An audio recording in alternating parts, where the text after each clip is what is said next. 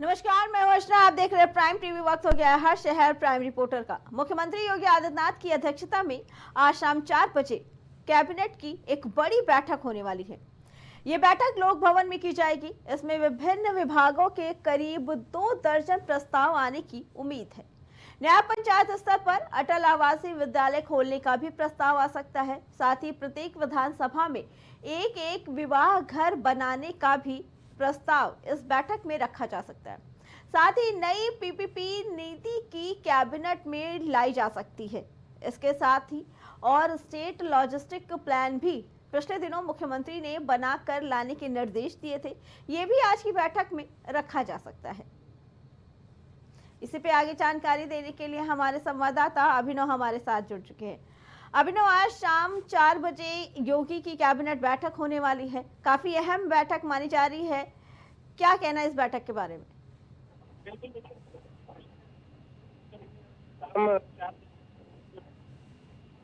अभिनव, आपको आवाज आ रही?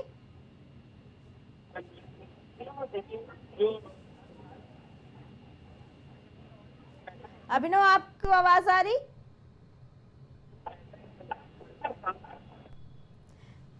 किसी टेक्निकल खराबी की वजह से हमारा संपर्क नहीं हो पा रहा है हमारे संवाददाता से। बता दें कि आज की ये जो बैठक है योगी कैबिनेट बैठक, ये काफी अहम मानी जा रही है, क्योंकि काफी अहम प्रस्ताव पारित करने के बताया जा सकते हैं कि इस बैठक में काफी अहम मुद्दों पर बात हो सकती है। कई सारे प्रस्ताव लाए जा सकते हैं, अहम प्रस्ताव।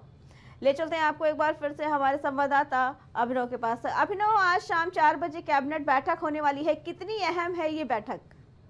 बिल्कुल, देखिए मुख्यमंत्री योगी आदित्यनाथ आज 4 बजे के करीब लोक भवन में कैबिनेट बैठक जो है वो करेंगे। सीएम योगी के साथ तमाम जो कैबिनेट के मंत्री हैं वो इस बैठक में शामिल होंगे और 4 बजे के बाद जो बैठक होगी इसमें जो तमाम प्रस्ताव है योगी सरकार के उनको कैबिनेट से मंजूरी मिल सकती है और फिर उनको अमल में लाया जा सकता है। इससे पहले भी देखिए एक कैबिनेट बैठक कुछ दिन पहले हुई थी, जिसमें देखिए एक डीजीपी वाला जो फैसला था वो बहुत बड़ा फैसला लिया गया था कैबिनेट द्वारा। और देखिए आज फिर से शाम 4 बजे कैबिनेट की बैठक होने जा रही है। देखने वाली बात रहेगी कि इस कैबिनेट बैठक में योगी सरकार क्या कुछ फैसला लेती है। अभिनव, इस बैठक में कौन कौन शामिल हो सकता है योगी आदित्यनाथ के साथ साथ? देखिए बिल्कुल कैबिनेट की बैठक है तो इसमें मुख्यमंत्री योगी आदित्यनाथ की अध्यक्षता में बैठक होगी। साथ ही दोनों डिप्टी सीएम मौजूद रहेंगे। तमाम जो विभागों के कैबिनेट मंत्री हैं, चाहे हम सुरेश खन्ना की बात करें, चाहे हम जयवीर सिंह की बात करें, इस तरह के जो तमाम मंत्री हैं जो कैबिनेट मंत्री इस वक्त, वो सभी इस बैठक में आज शामिल होंगे 4 बजे के करीब। जी अभिनव, आपका बहुत बहुत धन्यवाद।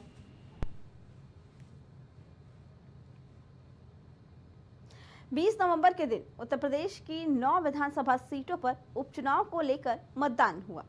वोटिंग के दौरान कई सीटों पर समाजवादी पार्टी और पार्टी मुखिया अखिलेश यादव की तरफ से प्रशासन पर कई धांधली के आरोप भी लगाए गए। वहीं दूसरी तरफ भाजपा भी सपा नेताओं कार्यकर्ताओं पर आरोप लगाती रही। इस बीच समाजवादी पार्टी की तरफ से एक बड़ी मांग कर दी गई।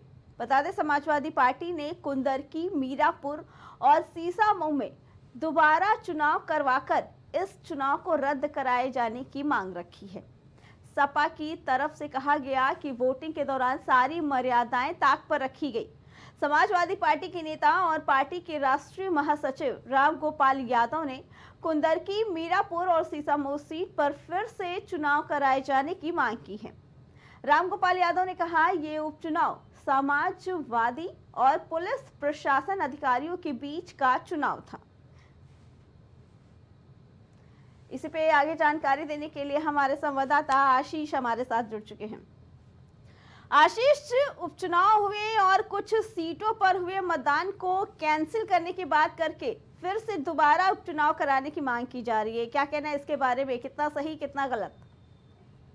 देखिए, जिस तरीके से बात सपा की तरफ से कही जा रही है कि उसमें तमाम तरीके से आरोप लगाते हुए उनका ये कहना है कि जो 20 नवंबर को जिस तरीके से मतदान हुआ उसको फिर से करा जाए। जहां पर 3 सीटों की बात करी, 3 जगहों की बात की जा रही है, चाहे वो सीसामऊ की बात कर लें या मीरापुर की बात करें या मुकंदी की बात कर लें, तो 3 जगहों पर ये सीटों पर फिर से चुनाव कराने की बात कही जा रही है। तो इसको लेके तमाम तरीके से उन्होंने आरोप लगाया है कि शासन प्रशासन जो पुलिस अधिकारी थे, चाहे तमाम लोग चाहे प्रशासन के ऊपर आरोप लगाते हुए उन्होंने कहा कि पूरी तरीके से यहाँ पे जो किए गए हैं वो षड्यंत्र के थ्रू किया जा रहा है। कहीं ना कहीं तमाम तरीके से आरोप लगाते हुए इस सीटों पर फिर से उन्होंने कहा है कि इस पे इस चुनाव को जो हुए हैं इसको पूरे तरीके से रद्द करके फिर से यहाँ पर मतदान कराया जाए, तो रीपोलिंग कराने की बात कही जा रही है। तो इसको कहीं ना कहीं जो सपा आरोप लगा रही है, और वहीं उधर बात किया जाए तो जो भाजपा है वो भी जो सपा के कार्यकर्ताओं पे आरोप लगाते हुए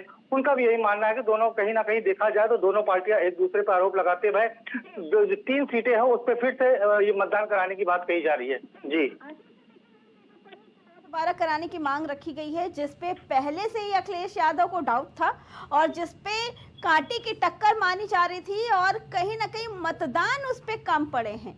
क्या कहना है इसके बारे में? देखिए, अगर बात करा जाए तो अगर हम प्रयागराज की भी बात करें तो फूलपुर में भी मतदान अगर बात किया जाए तो 43.45% यहाँ पे भी पड़े थे। और जो अगली 3 सीटों की बात करी जा रही है वहाँ पे भी जो परसेंटेज, देखिए जब कहा जाए तो कहीं ना कहीं परसेंटेज के देखते हुए कहीं ना कहीं ये यहाँ पे तो जो पार्टी है सपा के जो सुप्रीमियो है और साथ ही साथ जो राष्ट्रीय महासचिव है राम गोपाल यादव, उनका भी कहना है कि जिस तरीके से यहाँ पे जो शासन प्रशासन के द्वारा इस तरीके से यहाँ पे जो चुनाव किया जाए उस पे कहीं ना कहीं उनको मतभेद लग रहा था, उनको कहीं ना कहीं डाउट लग रहा था। तो उसको देखते हुए क्योंकि जिस तरीके से वहाँ चुनाव हुए परसेंटेज देखने को मिले तो उनको कहीं ना कहीं डाउट हुआ, उस पर करते हुए उनको यही साफ तौर पे यही कहना है कि इस तीनों सीटों पे फिर से यहाँ पे ये चुनाव को रद्द किया जाए और दोबारा यहाँ पे चुनाव कराया जाए इन 3 सीटों पर। जी आशीष, लेकिन कल रिजल्ट आने वाले हैं चुनाव को, ऐसे में लेकर आज ये चिट्ठी लिखना चुनाव आयोगों की 3 सीटों के मतदान कैंसिल कर दिए जाए, फिर से चुनाव कराया जाए, कितना तक सही है? देखिए, अगर देखिए उनकी तरफ से मांग कही गई है, अभी किसी तरीके से आधिकारिक तरीके से अगर बात किया जाए चुनाव आयोग की तरफ से या किसी तरीके से आधिकारिक पुष्टि नहीं होगी किसी भी अभी कि ऐसा कुछ किया जाएगा कि नहीं किया जाएगा, क्योंकि देखा जाए तो मतगणना के 1 दिन बचे हैं, कल मतगणना होनी है। तो ऐसे भी जो ये आरोप लगाया जा रहा है वो देखने वाली बात होगी, क्योंकि अभी किसी तरीके से आधिकारिक पुष्टि अभी सामने नहीं आई है।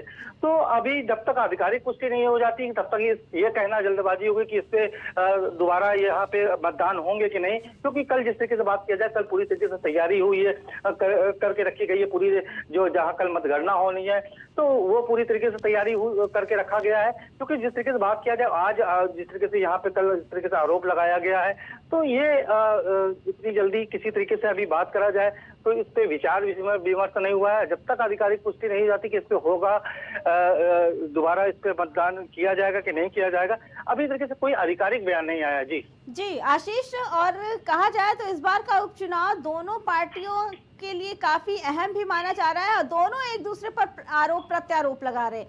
क्या लगता है कितना अहम मान रहे हैं वो इस उपचुनाव को? क्योंकि उपचुनाव कोई भी जीते ये वाले, इससे सरकार में तो कोई फर्क नहीं पड़ेगा। देखिए, अगर बात किया जाए कि जिस तरीके से अगर बात किया जाए पिछले संसदीय चुनाव की अगर बात किया जाए, सामान्य चुनाव की, लोकसभा चुनाव की बात किया जाए तो कहीं ना कहीं दोनों उत्तर प्रदेश की अगर बात किया जाए तो कहीं ना कहीं जिस तरीके से इंडिया गठबंधन की तरफ से कई सीटें यहाँ पे उत्तर प्रदेश में हासिल करी गई, तो कहीं ना कहीं जरूर एक जो उत्तर प्रदेश के मुखिया है योगी आदित्यनाथ को पूरे जिस तरीके से उन्होंने दावा किया था, पूरे हर तरीके से 9 सीटों पर उन्होंने पूरे तरीके से दावा किया था कि 9 की 9 सीटें हमारी होगी। और इसी तरह अगर बात की जाए सपा सुप्रीमियों की तो सपा सुप्रीमियों ने इसी तरह का दावा किया था कि जो ये 9 सीटें हैं जो उपचुनाव के विधानसभा सीट की जो पूरी 9 सीटें ये हमारे पाले में आएगी। तो कहीं ना कहीं जिस तरीके से दोनों का एक तरीके से देखा जाए आमने सामने थी तो एक बड़ा टक्कर देखने को मिल रही थी, आमने सामने की टक्कर देखने को मिल रही थी।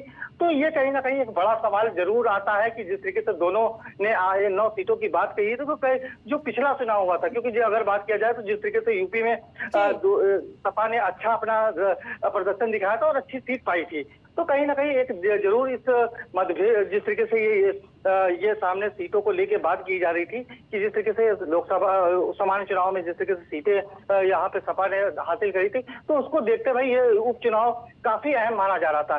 तो उसको देखते हुए जरूर ये कहा जा सकता है कि दोनों आमने सामने हैं। और बात करा जाए तो इस बार भी जिस तरीके से अगर मतदान हुआ है तो ये जरूर देखने को मिला है परसेंटेज काफी कम गए हैं। तो जरूर यहाँ पे सपा को भी कहीं ना कहीं जरूर इसका वो है। और इसलिए जो 3 सीट में जिस तरीके से उन्होंने बात किया है कि जहाँ पे चाहे वो सीतामऊ की बात कर लें, चाहे मीरापुर की बात कर लें या कुरुक्षेत्र की बात कर लें, तो यहाँ पे तीनों सीट पे उन्होंने जो रीपोलिंग की जिस तरीके से दोबारा मतदान करने की बात कही है, तो ये कहीं ना कहीं एक बड़ा सवाल है कि अब ये देखने वाली जरूर बात होगी कि किस तरीके से यहाँ पे जो आधिकारिक तरीके से ये अगर बात करें तो चुनाव आयोग द्वारा किस तरीके से इस पे बात को इनकी रखते हैं क्या नहीं रखते हैं, तो जब तक वो आधिकारिक पुष्टि नहीं हो जाएगी तब तक ये कहना जल्दबाजी होगी कि इसमें दोबारा चुनाव होगा या नहीं होगा। आशीष जी, इसी क्या सपा ने जो चिट्ठी लिखी है चुनाव आयोग को, उस पे अभी तक भाजपा की तरफ से प्रतिक्रिया आई है? क्योंकि जो सपा की तरफ से लेटर लिखा गया है उसमें एक चुनाव को तो फिर से कराने की बात कही गई है 3 सीटों पर। इसके अलावा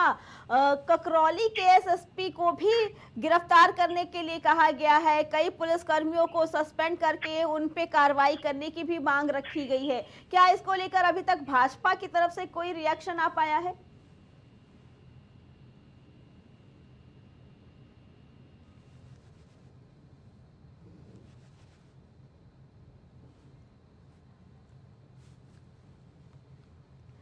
जी आशीष, आपका बहुत बहुत धन्यवाद।